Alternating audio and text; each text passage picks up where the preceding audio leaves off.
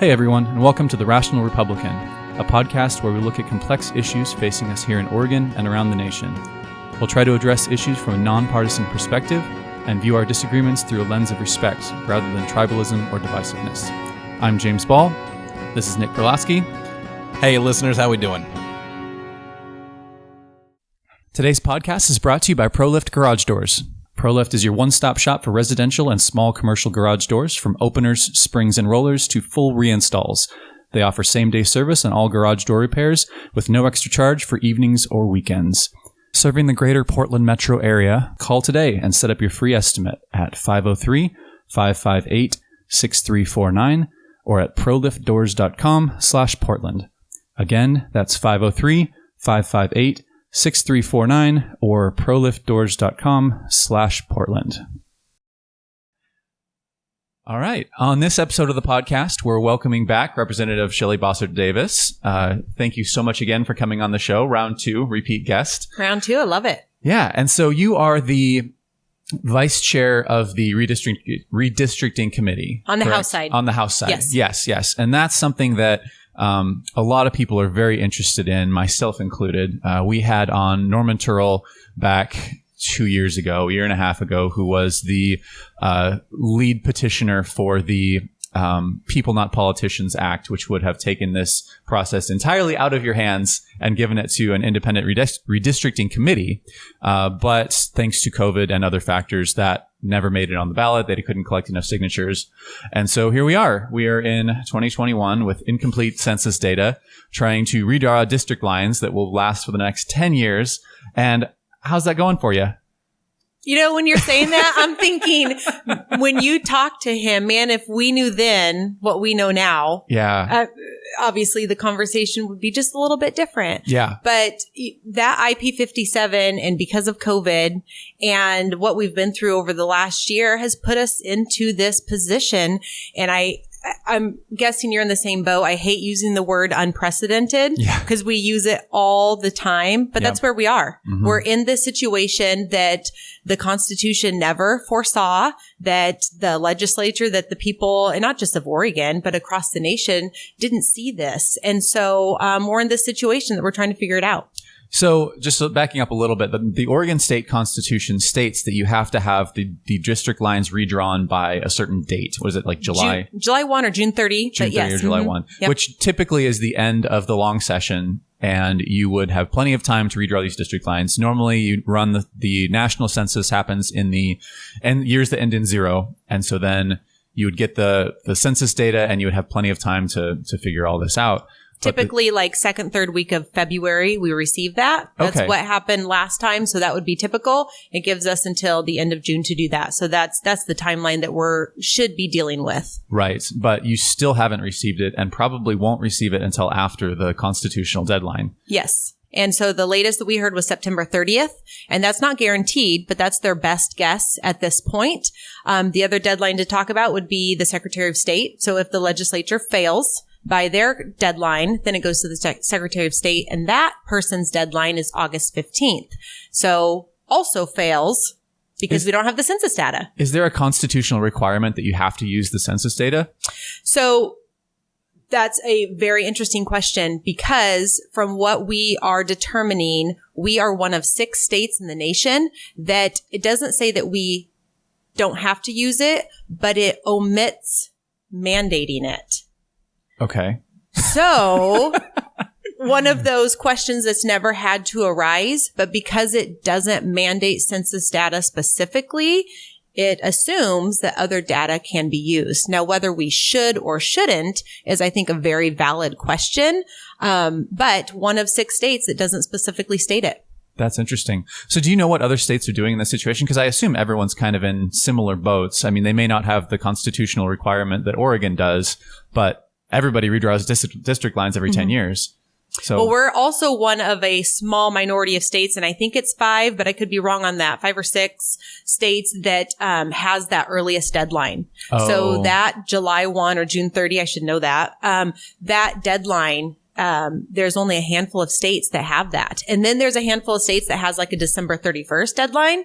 And then the rest of the states don't have a deadline at all. And so every state is in a little bit of a different box that they're trying to figure out. And that's one of our questions when we're talking to any sort of national or to the census itself is why can't the states that have the earliest deadline be prioritized? And they haven't given us a very specific, they just think that it's quicker for them as a whole to get everything done and out to the states. And they've told us we're not going to prioritize states that have earlier deadlines. It is what it is. Interesting. So you're probably, I was just guessing, you're probably having discussions right now of, do we use alternative data sources? If we don't use alternative data sources, what happens if we violate the Oregon Constitution? What are the ramifications of that? Do you kick it to the Secretary of State's office so that she can take the hit for making that decision? Am I right? Is that kind of all of the above? Yeah. And so I think that that's where we need to be, is not pigeonhole us into one. Like, all options at this point should be on the table. Mm-hmm. And so we have to acknowledge that anything that we do at this point is going to be, and I won't say unconstitutional, but it's going to have to change because we simply can't do it. The legislature has hired outside counsel to basically petition the courts to get those dates changed. So that's in itself a constitutional change. And so that happened about a week or so ago, and we were told it will take a few weeks, and that could be 2, that could be 8, to get an answer to what that will look like. Basically saying, the legislature needs to draw these lines, and we need extra time once the census data arrives. We're going to miss these deadlines. Give the legislature the job. So that's out there. We don't know what's going to happen. There was an Oregonian article today that the Secretary of State herself has hired constitutional legal counsel. And I haven't read the entire article, but I know that she wants the job. And then out of the public hearings, and House Republicans have made a call for it. We're looking at unprecedented times right now. We need to look at all options. How many times can we say that? Yeah, we should count. And we're saying we have the timeline and the ability to call for an independent commission. So IP57 failed because of COVID. We know that it failed because of COVID. We have polling to show that all Oregonians, a majority of, regardless of whether you have a D or an R or an I or non-affiliated next to your name, you want non-legislators, non-politicians drawing those lines. So we have the timeline, we have the path, we have the ability, so again, looking at all options. Yeah. Another thing to mention here is if the legislature can't meet their deadline, it automatically gets kicked to the Secretary of State, and then the Secretary of State gets to redraw the lines. And just like to point out for listeners and viewers, in 2001, there was a split caucus. So I believe in the House it was 30-30. Mm-hmm. And so there was no majority. And so the legislature was having a hard time agreeing on how best to gerrymander the state. And so the Democrats decided to walk out, deny quorum, and pass the deadline, in which case it got kicked to the Secretary of State, who was a Democrat at the time, and the Democrats got full control over drawing state lines instead of having to compromise and come up with a fair redistricting lines. So I have a great quote from that time. Yeah. And as you were talking, 2001. Yeah. So comment by then Senate Democratic leader Kate Brown, mm-hmm. On the House Democrats walking out on what you just said. Yep. And that's the reason. And this is her quote. So Senate Democrat leader Kate Brown called the House Democrats' actions very appropriate under the circumstances and said that, quote, under certain circumstances, it's fair to say we would all use all tools available to us and stage a similar boycott. Yep, absolutely. 2001, and 20 years ago. One of the biggest differences between your walkout and mm-hmm. the walkout back then, that was to redraw district lines so that they could gerrymander the state so they could pick up more seats. And guess what? 2001 is right when the Democrat supermajority started. Like we were 30-30 in 2000, and that's when things started to change, was right after those lines were redrawn. Mm-hmm. And when you all walked out, that was to protect your constituents. Mm-hmm. That was about your constituents, whereas the Democrat walking out was to protect the Democrats' power in Oregon. And I think there's a huge difference there. And the hypocrisy on the left from condemning you all for walking out compared to just 20 years ago, them doing the exact same thing for much more selfish reasons. infuriates me. It does. It infuriates me as well. And so we use that quote very often during that time just to show the hypocrisy, just to show that overreach of power. And when you can use just facts and data, not even just looking at a map, because I don't think that you can really look at a map and see gerrymandering, but when you look at the data surrounding it and where the votes come from, I'll throw in, I'm very aware and very, House District 11. Very close, right? Just south of me. And if you look at the data there are 3 precincts in Springfield or Eugene that have a huge amount of voters, that 90% of those voters vote Democrat. And you can win every other precinct in all of HD 11, but it really comes down to those 3 precincts. Yeah. And it's obvious. I have to give credit to Representative Wilde, who is in that district. And if you listen to his testimony last Thursday night, he said it. He said, let me explain to you my district. This is not how these lines should be drawn. He said downtown Eugene or the University of Oregon student doesn't have anything in common with the city of Halsey or Shed or Brownsville. Yep. And he said it, and he acknowledged exactly what's going on in his district. And that's not the only one. When you look all over. Yeah. When you look at those fingers that are drawn in to urban areas, we see it. And so a lot of the testimony has basically said, this happened 10 years ago, and we can see it, and we know what has happened.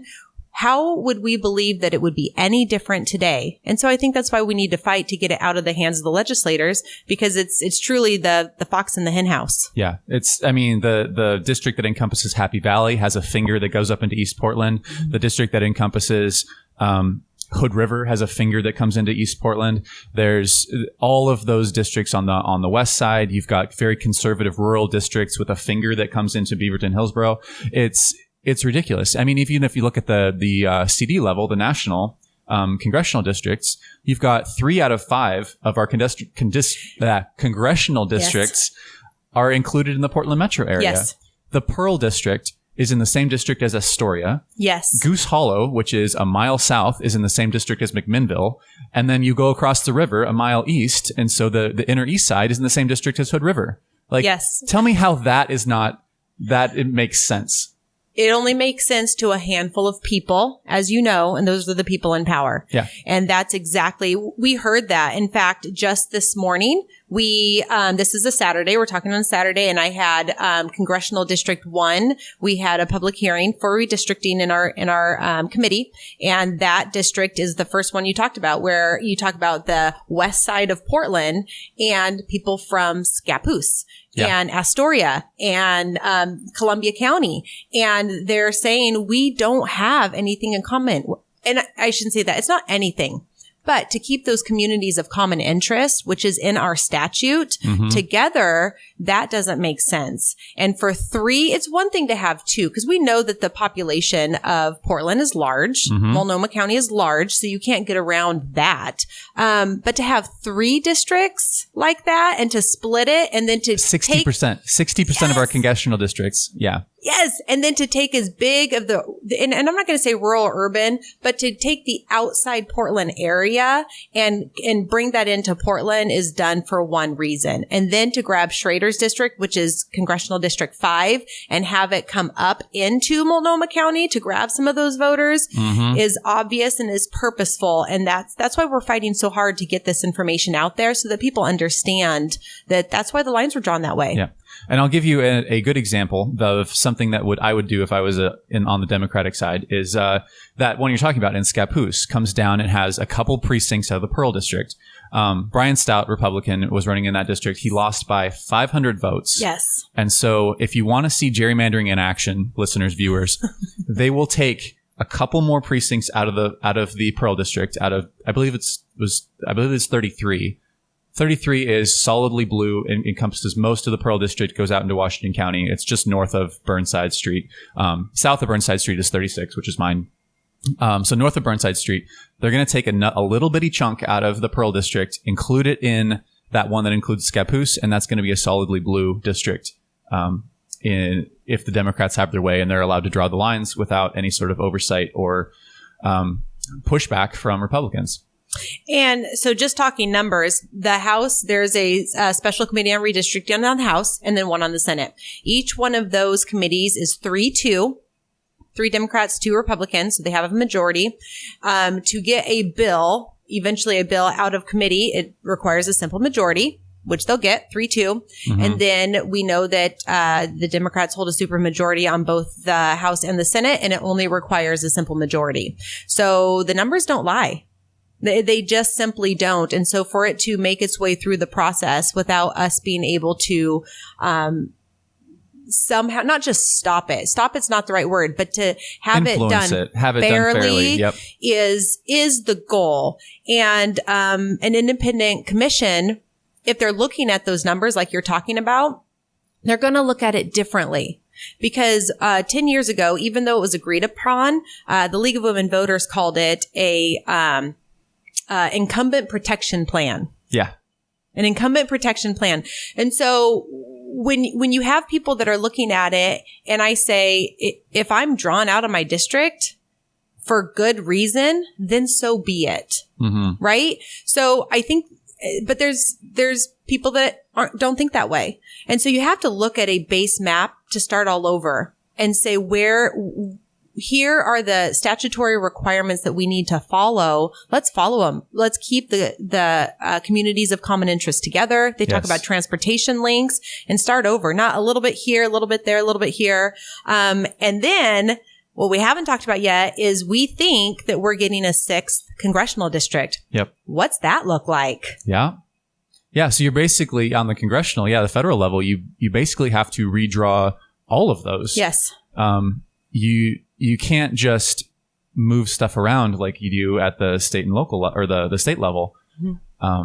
That'll be interesting. I've done some little bit of wargaming just with friends trying to figure out where a 6th district would do it. And you try to look at it from a Republican side of how do we get 3-3, and then you look at it from a Democratic side of how do you get 5-1. And it might be tricky. Both of those might be tricky. I think that 4-2 is probably the most likely outcome, because I don't think you can pack or crack enough to get 5-1, because that's what we're really dealing with here is the Democrats are going to draw the lines unless there's an independent commission. And so likely they're going to try to get that 6th seat for themselves. But it's going to be tricky. And what's also interesting is the growing number of non-affiliated and independent-minded voters that we have. It's hard when we're talking about blue versus red. A lot of that is based off of, data thus far. But we see that greater number of those independent, middle-minded people that are voting. And that's not something that you can really determine blue or red. And I think that there's a lot of people out there, I see it, that regardless of their voting, says Oregon's headed in the wrong direction. How do we change that? And regardless of who's in charge, I think most people recognize that all power in one party is not a good thing. And so there was a national survey done, 63% and above, regardless of party, wanted an independent, nonpartisan commission. And one of the questions was even, would you want an independent commission even if your own party lost seats? And across the board, regardless if you're a Republican or Democrat, they still said yes. That to me is huge, because you would think in a state like Oregon that the Democrats would say, no, we want to keep it this way. But they didn't. And in fact, 83% of Democrats in this state, in Oregon, where they hold all the power, said we want an independent commission. Interesting. That's telling. Yeah. Living in downtown Portland, my district, I lost 5-1. So there are a lot more Democrats there. You can't have friends without having friends that are Democrats, because it's just the way it is. For the most part, they're reasonable people. I think we tend to, on both sides, try to demonize the other side. And that's sort of the two-party system. You gain and maintain power by othering the other side. And elected officials notwithstanding, I think Democrats are reasonable people. And I think that, they want what's best for the state and what's best for the country. Maybe we have different ideas about how to get there. But these redistricting, you put too much power in the hands of the people who are trying to maintain power. And it's just, it happens both ways. You always get I think it's Virginia or something that always kind of makes the news for being gerrymandered because you've got I've heard North Carolina a lot. Is it North Carolina? That's what maybe what I'm thinking of. Possibly Virginia too, but I've heard that with North Carolina, which is the exact opposite. Yeah. And so they look like these weird snaky things. And the reason I think that one makes the news and Oregon doesn't is because Democrats tend to live in kind of concentrated areas and Republicans tend to be more spread out. Mm-hmm. And so if you're a Republican trying to gerrymander, you have to make these weird snaky things to get all your Republican voters. Whereas if you're a Democrat, you just take pieces out of the metro areas. And so it does, if you just look at a map, it doesn't tell the story. So right. I think it's good for you that you mentioned, you have to look at the underlying data. Mm-hmm. And if you just say, urban areas are going to be more blue and rural areas are going to be more red. And you can see the fingers that come into the urban areas and just enough to make them blue districts, even though 45% of them are rural, probably conservative voting folks. And the other thing that we haven't mentioned yet is the data that the census will bring us also has racial data. And you have to look when we talk about communities of common interest. That's one thing that we hear over and over on these public hearings is keeping minority statuses or racial, however they identify those communities of common interest together. And so you can't do that with alternative data, or you have to piece together different data, and which is not just troublesome, but it's flawed.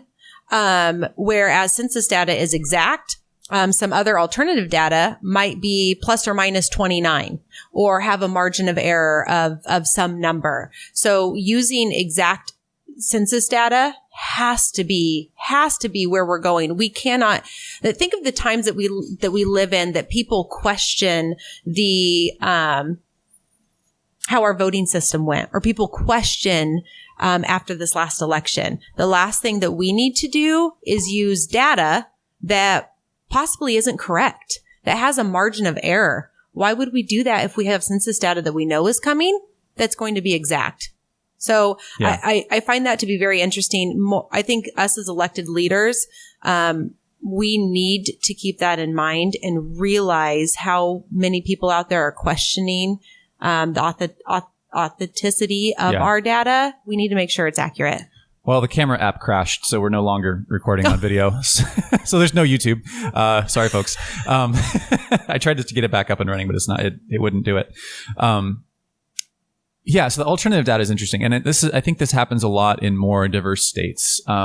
Oregon being a very white state, I think those racial issues don't come up quite as much. But I heard an interesting analogy. It's sort of like if you have a school that's 80% white and 20% black, and you're voting on what the school song should be, it's going to be whatever the white students want.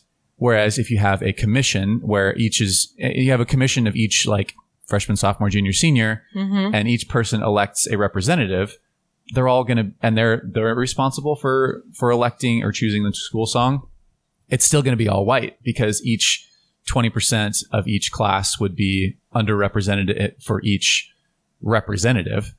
And so if you have one of your representatives that is all the 20% of black people, now you have a black voice at the table. And there are some districts, I think Chicago has one, where there's a congressional district that kind of is a U shape around the city center. And the reason they did that is to make a black majority district. And so it looks gerrymandered, but it really is just communities of color or in common interest. Yes. Communities of common interest. Because if you draw a line down the middle and say left is one district and right is the other, they would both be majority white. So interesting. Yeah. So the racial thing really does play into that. And I don't know. It does. I don't know how well that would play in Oregon. I mean, I guess I just don't have racial data memorized in my head. So well, and I think it's changed a lot. So we don't have that because the last census data that we're looking at would be 2010. And so having that 2020 data that includes racial, ethnicity, how people identify in that data down to the census tract, that has to be taken into consideration. Yeah. And so that's why we need it. We absolutely need it. Going back to another thing we haven't mentioned was looking at Dennis Richardson. In 2017, he put together a task force. And so he's looking at it like this. And I got this from actually former Representative Jeff Barker, who was a Democrat. And we were talking, and he said that he was asked to be on the task force. And as he's listening to Dennis Richardson talk, Dennis Richardson is a Republican. He's sitting as Secretary of State, and he knew, granted, unfortunately passed away too soon. Yeah. He knew that responsibility might fall to him. And he didn't want it to fall to a Republican. He wanted it to be in the hands of not Democrat, not Republican, but another commission, somebody that would, some organization, some form that wouldn't be hyper-partisan.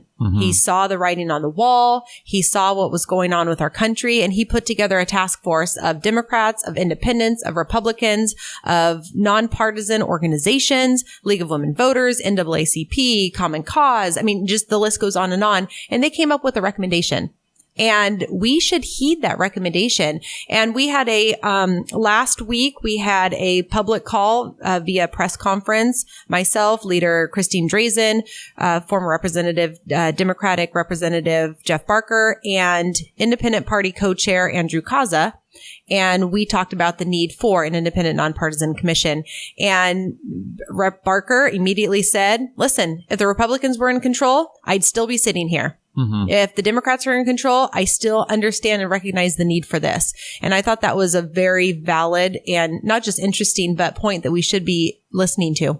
That's great. You mentioned it a little bit before, but I wasn't paying attention or we kind of glossed over it. But is there a possibility, is there a possibility of this going to an independent commission, even though the IP 57 failed and it is essentially in the hands of the legislature? Yes. So right now we have HJR 7, which is House Joint Resolution 7. There is a bill, so there is a path. Christine Drazen dropped that before pre-session, filed that, so it's sitting. We're in the process of amending it to what that actual commission would look like. And so the timeline actually works. We could pass that bill. We could set up the commission ahead of the census data that we would get. So we would have it ready to go as soon as we got the data. We could have a special election because it would require a special election in September. We could absolutely do that. We know that we can do something if we agree on it. And we could be ready for it when the data comes. Now, anything that we do, some of the election deadlines are going to have to be looked at, regardless of who draws the lines, because again, everything is delayed. So that's a whole other question that needs to be determined. What does that look like for upcoming elections? And so again, I'm not going to use the word, but these are areas that have not been treaded previously. But yeah, there is a path. There's a pathway. There's a vehicle. And really what it takes is the court of public opinion to say, this is what we want. Let's do it. And again, over 80% of Democrats want it. I think it's interesting. I think it's 67% of independents voted or want this in polling, and like 63% of Republicans, which I think is hilarious. I just think that we're a cynical bunch in general. And so they don't really believe that the government should be doing anything, but this is something that has to be done. But I find that stat just a little funny. Another funny stat is the Republican Party or Republicans' aversion to something like ranked choice voting. And I don't know where your stance on that is. We didn't talk about this ahead of time, but I feel like things cannot get much worse for Republicans in Oregon. And so any change to the status quo is a potential to make things better. But it's in the platform, and there are several people who are very passionate about blocking something like ranked choice voting in Oregon. And I'm like, guys, we're in the super minority. We have 1 out of 5 congressional districts. We haven't won a statewide race in, 30 years, or minus Secretary Richardson. I think there may have been one other, but other than that, it's been Democrat controls. Why not explore other options that, maybe can help us out a little bit, or at the very least, and I think that the advantage of ranked choice voting is that it promotes moderation. In the primary system with Republicans and Democrats, a lot of times you have the most extreme person win the primary. And then in these gerrymandered districts where who's going to win the general ahead of time, the more extreme person then gets elected. with something like ranked choice, you could have a moderate come in who's either not affiliated with the party or is maybe just on the moderate side. And instead of extreme left Democrats who are in the supermajority, you have maybe less extreme Democrats who are in the supermajority. And I'm like, wouldn't that be better for everyone? Less extreme, yes.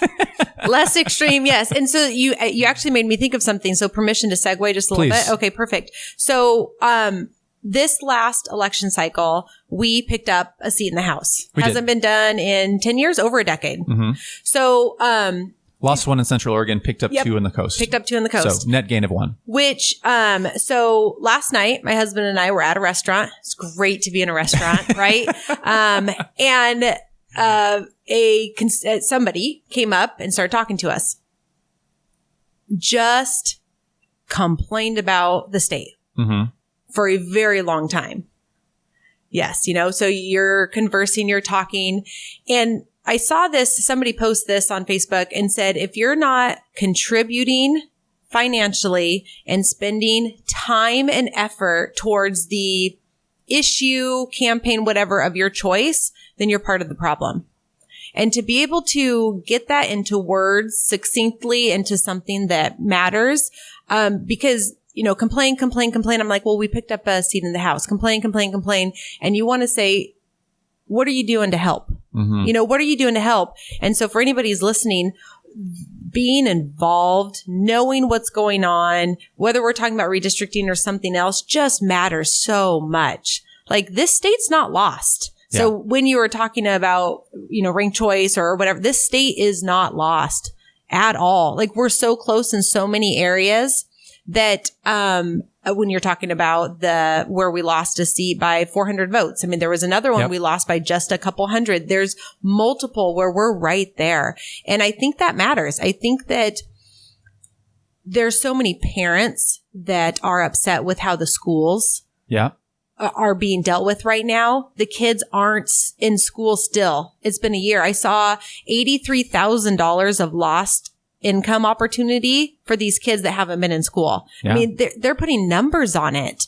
The sports, the lack of opportunity, the mental health crisis that we're in, parents are up in arms. And I think there's a lot of parents that are looking around going, what is going on, that maybe weren't involved before. So I think that changes a little bit with what is looking forward, because a lot of these people probably are non-affiliated. They could be registered Democrats and not even know it, or Republicans and not even know it. So I think that's very interesting. And I'm happy to see that people are maybe standing up a little bit, looking around and saying, what's going on around me? It's important. I think you're absolutely right. I don't know if you listened to our episode with Representative Weber, Suzanne Not Weber, yet. one of the people who flipped the district. Love her. She's great. But we had a podcast with her, and one of the things she said is, we were asking, how can what you did be replicated across the state with other maybe purplish districts, and her campaign manager got on and said, I didn't even know she was a Republican until we started talking about this. She said she was mayor of Tillamook. She was on the school board. She has done all of these things, and no one knew she was a Republican because she focused on the issues. She focused on the things that mattered to her constituents, and the fact that she was a Republican was secondary. And it helps that her opponent made some fairly large errors in campaigning and certain things like that. But she says that's what you do. Focus on the issues. And I think that's, rather than getting down these partisan rabbit holes, focus on things like schools. One of the Democratic talking points has been the achievement gap. The gap between the rich white kids and the poor black kids. It's getting bigger every day. Yeah. Right now. Every day they're not in school, that gap gets larger. And, that's an area I think where Republicans can step in and say, look, we care about these kids, and we care about them getting an education, and we care about them being able to, pull themselves out of the situation that maybe they were born into. And being out of schools is making it worse. And you know what? Studies have been done that COVID is not transmitted very well in schools. It's really not a source of, for schools that have been open in other states, it's not a source of COVID transmission. There are ways to do it safely. But again, tinfoil hat, the public employee unions have a stranglehold over the Democratic politicians. And the Democrats are just going along with it. I mean, props to Kate Brown for finally pushing back and starting to open schools. Yes. I think starting next month. So, credit where it's due, but it took way too long. Well, education is the great equalizer. Yes. Period. And this isn't something that's I have just recently been hearing from parents. I've been hearing this from parents for a year. Mm-hmm. Constantly, my kid needs school. And so we talk about mental health, and that's massive. It's a problem, period. Isolation for these kids. But we know who it's impacting. Yes. And I could use the buzzwords, the disproportionately impact and all the things, but we know it boils down to the have and the have-nots. Yes. Whether it's education, whether it's activities, we know the kids with the haves, they're playing sports, they're doing club, they're traveling to Idaho, they're doing water polo in Texas. They've hired their own teachers to teach in little pods. And they have pods, or they have parents, maybe one of them doesn't work, and they're able to get an education regardless of what that looks like. It boils down to the haves and the have-nots, and we know that. Abuse is happening across the board. And so this is the most unfair that I've ever seen. And it's almost like it's just glazed over. And so that's going to be that. I think the problem coming up of our time moving forward is that education, wealth, knowledge gap. Mm-hmm. I mean, it's almost like every grade is going to have an A, B, C, and D level. Like, you can skip part of history, which is so sad, but not be behind. You can't skip math. Mm-hmm. You can't skip basics in science. You can't skip grammar. Like, there's some things that you can't skip. That how are you going to make that up? So I think these are I think that's where community colleges come into play. I think that's where the local community and your local businesses and organizations and nonprofits are going to have to play a huge part. And then women leaving the workforce. Yeah. Millions of women leaving the workforce. Because they got to take care of kids. They got to take care of kids. School. Yep. And they're making sure that they get an education, and they're saying this is more valuable to me. So I think that it's a broad issue. I know that we've segued, but I think it boils down to this when it comes to redistricting. We've been in a position for the last 10 years and the last 20 years where it's gerrymandered to get to the point where they're supermajorities. Mm-hmm. Period. We can prove it. It's there. So the fact that we think anything would be any different from the people in power today is ludicrous. And so we will continue to call for this independent commission because that's what's fair and that's what's best for Oregon. And we're seeing it live. Like, in the midst of a crisis and a pandemic, these are the people that are making the decisions for our state. It's an abuse of power. We saw it in cap and trade. We see it in the pandemic. We're watching it happen. And it boils down to redistricting, right? Yeah. It boils down to the decisions that were made 20 years ago and 10 years ago and those names. And so I'm very aware that my name will be attached to this for the next 10 years or possibly the next 20 years. And so I just know that myself, my caucus mates, we're doing everything that we can in order to get these lines drawn as fairly as possible so that it benefits all of Oregon. Yeah, that's great. We got a little bit of time left. We mentioned alternative data sources, and I just wondered if you had an example of what those would be. I mean, this is my own curiosity of where we would get data other than from the official census. Well, when I hear people talk about alternative data, we had an entire hearing, and you can look on the Oregon legislature, and you can actually, it's fascinating to me. It's 2 hours of people presenting on what alternative data actually would be. But what stands out to me the most is the margin of error that any other data has. The census is exact. The census goes down to the tract level, exact numbers, racial. This is how many people live at this address. Exactly. Yep. Any other piece of data has pluses and minuses. They might be talking about estimates instead of counts, margin of errors, and that's problematic on every level. So I'll give just an example. And I'm looking at one of the presenters and what they wrote down. And so if you look at the census in 2010 versus the ACS, which is the American Community Survey, which is supposed to be the best source of current demographic data other than the census. And I'm just reading this. Multnomah County tracked 106. In 2010, the census had Hispanic, identifying as a Hispanic, as 251 for this particular tract. And the ACS had that data as 296 plus or minus 85. And another example, in Crook County, Black residents were 35 in the census data in 2010. And the ACS data had it at 35 as well, with plus or minus 29. So to think that we're going to have a margin of error to use this alternative data and then somehow fix it with census data later it's actually a little scary to think that we would come up with something with such a massive margin of error. We shouldn't use it. It shouldn't be part of it. It's based off of estimates. And I'm excited to see the census data. I never in a million years thought I would be so excited to see actual census data and what that looks for the state of Oregon. And that way we can look at real numbers and we can make determinations better for all of Oregon moving forward. Yeah, 100% agree.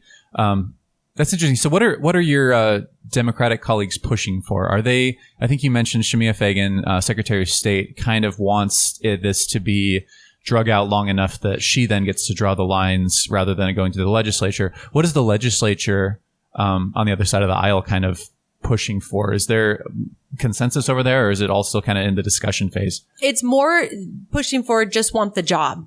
So pushing for right now, not there's been no maps drawn. I mean, theirs might have been some crayons on like you said, with the 6 congressional districts. Right. What's that 6th one look like? Does it go through the Willamette Valley? Does it not? Like, is it up somewhere in the gorge? Is there a 6th coastal district? Like all of these things, I've seen more like crayon drawn ones. Right. But other than that, I haven't seen any maps. So there's no actual, like, this is what we're pushing for, that I've seen. They could be out there. I don't know.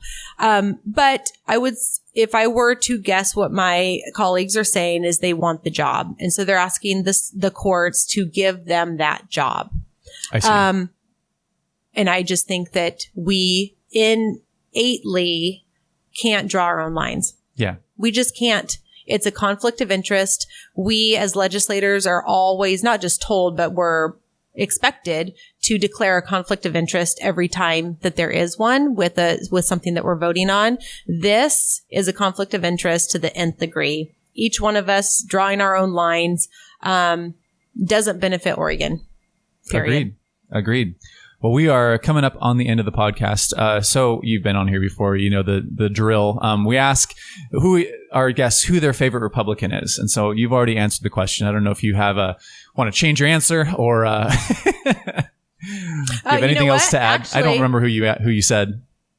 Last time I said the Republican Caucus. The House Republican Caucus. That's right. I did say that last time, and I love serving with them. You brought up Representative Weber, who is a new member of the caucus, and Boomer Wright, and I could go down the list. And working with some of the smartest people is incredible. But because we're talking about redistricting, I'm going to say Ronald Reagan, and I have a quote just handy here from him when we're talking about gerrymandering. And I'll read it. The fact is, gerrymandering has become a national scandal. The congressional map is a horror show of grotesque, contorted shapes. Districts jump back and forth over mountain ranges, cross large bodies of water, send out little tentacles to absorb special communities, and ensure safe seats. So that was Ronald Reagan in 1987. Who doesn't love Ronald Reagan? Can I follow up with another quote? Please do. And this one is from President Barack Obama in 2016.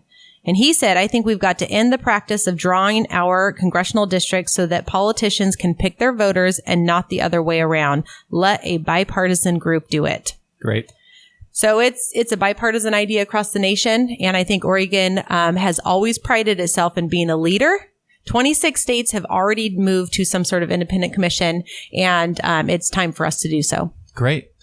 Well, I think that's a great place to end it. Thank you again so much for giving us the opportunity. Nick couldn't be here, obviously, but thanks for coming on the show, and listeners, we'll talk to you next time. Thanks for listening to the Rational Republican Podcast. Your hosts are James Ball and Nick Perlosky. The show today is brought to you by ProLift Garage Doors of Portland, serving the greater Portland metro area for all your garage door installation and repair needs. If you'd like to get in touch with the show, you can email us at james@jamesaball.com or follow us on Facebook, Twitter, or Instagram. You can find our episodes at jamesaball.com, Apple Podcasts, Google Play, or wherever you find your podcasts.